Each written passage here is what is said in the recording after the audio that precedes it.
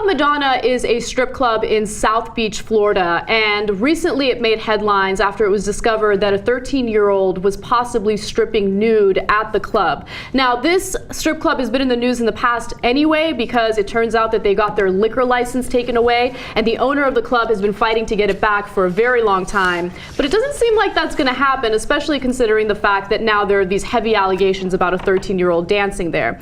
Now, the 13-year-old was allegedly dancing there not just one night, but many nights. The girl told police she worked at the club on December 27th and 28th and January 2nd, 3rd, and 4th. Each night, she was forced to turn over her earnings ranging from $120 to $500 a night to her pimps, identified by police as Dwayne Ward, who's 18, and Vilbert Jean, who's 37, and a third man only identified as AP.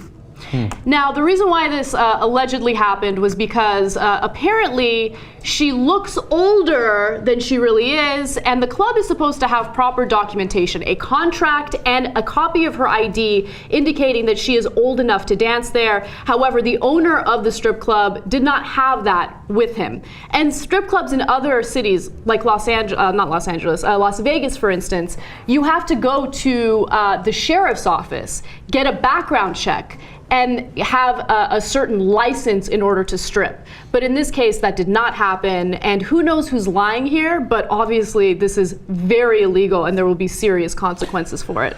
Well, license to strip kind of sounds funny. Step aside, please. I have a license to strip. Yeah. Okay.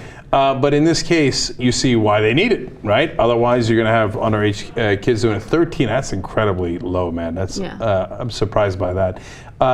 Club Madonna, I know. I lived on South Beach. This giant strip club in the middle of South Beach. Yeah. Did you frequent that establishment? Me, I would never. Okay, I find that outrageous. And no, honestly, even though I lived there for 3 years, I never went to it. It seemed seedy.